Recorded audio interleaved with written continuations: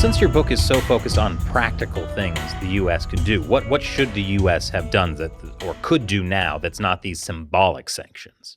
Sure. I mean, so just to sketch out a few things, and these are things that we think are workable. We think they're affordable. They don't require, a magical leap to futuristic weapons.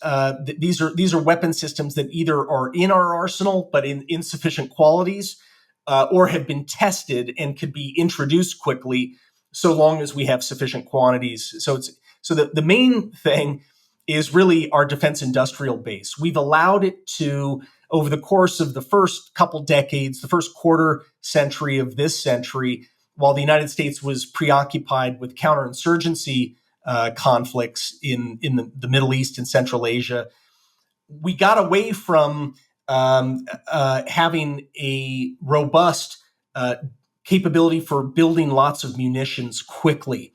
And that now needs to be revived, not only by just plussing up existing manufacturing lines, but I think that we need to actually shift away from the old way of defense contracting and towards something that opens up bidding to private companies that don't necessarily even have much of a history.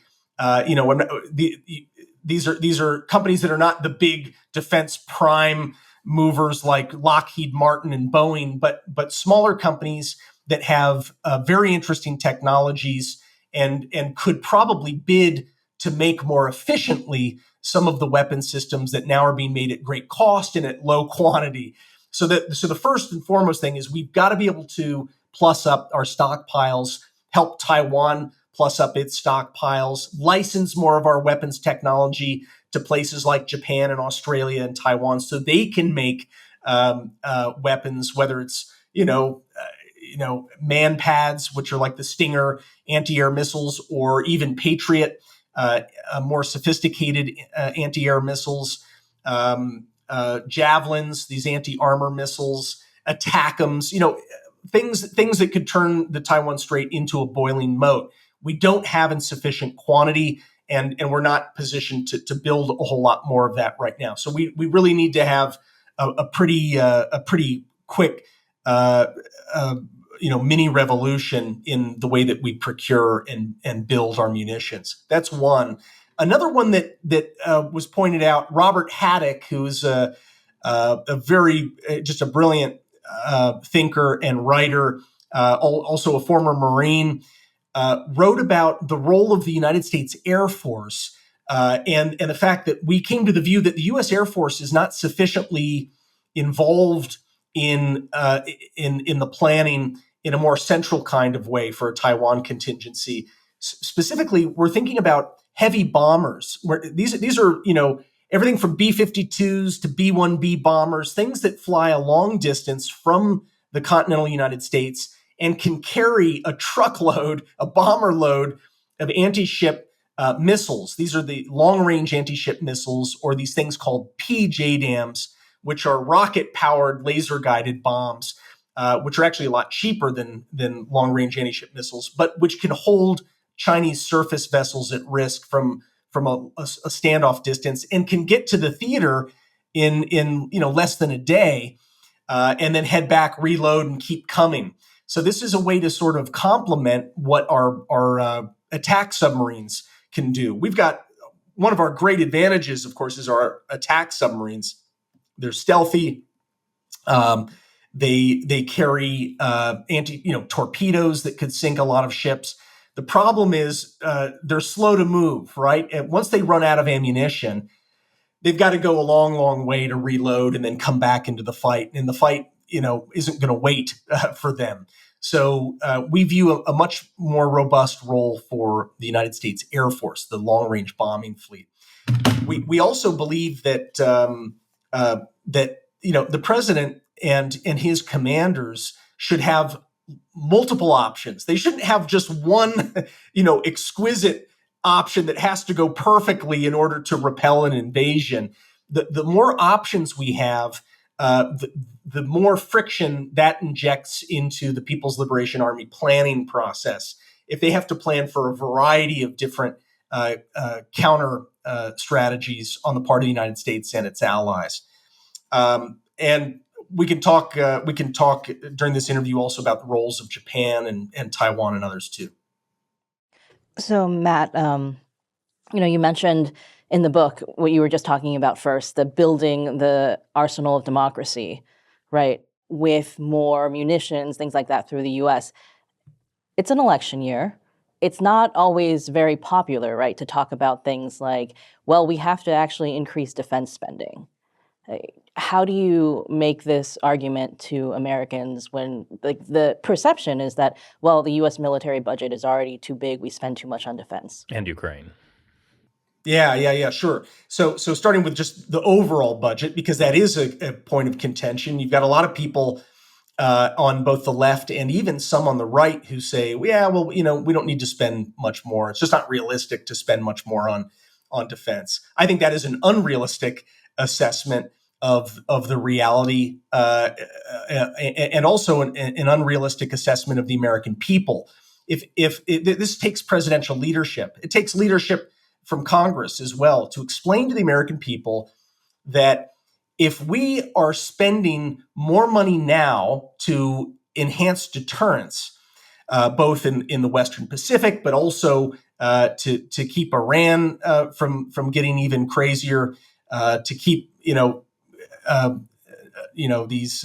more pipsqueak but revanchist dictators like Nicolas Maduro in Venezuela, who's now flirting with a war against his neighbor Guyana just because he sees that no one's minding the store anymore. Deterrence is unraveling, so he's starting to flirt with aggression.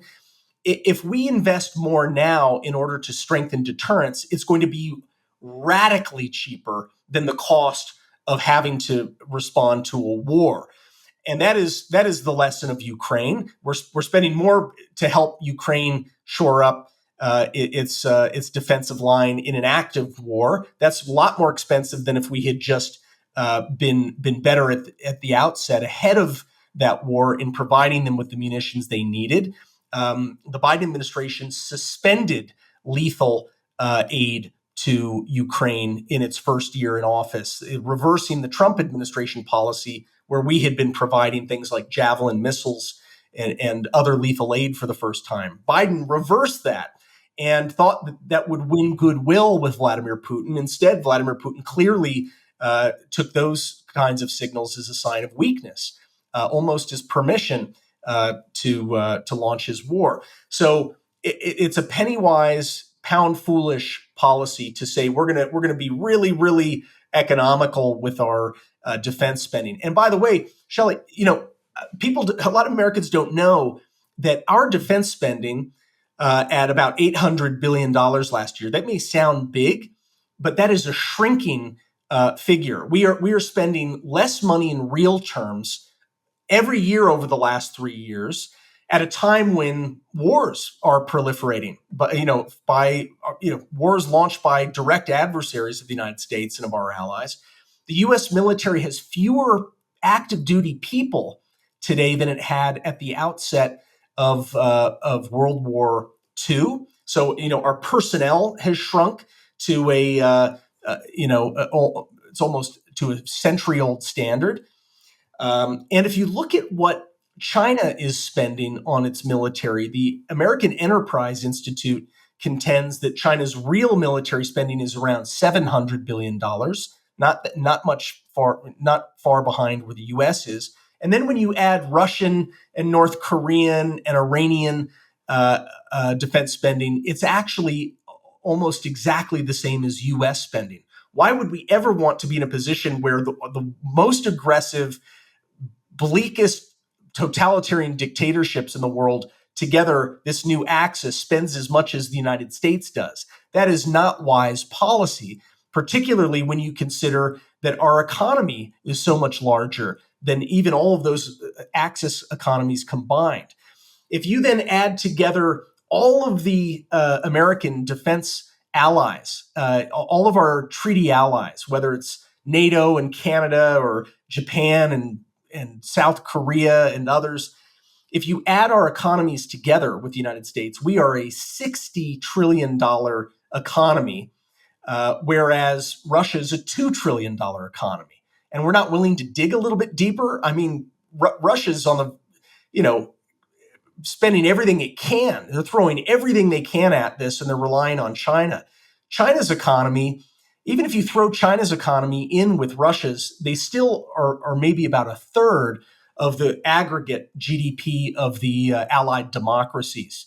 So, I think Americans would prefer to see deterrence prevail and not see us getting sucked into a catastrophic war. And that's going to require more defense spending. It's also going to require more efficient spending of the resources that we have.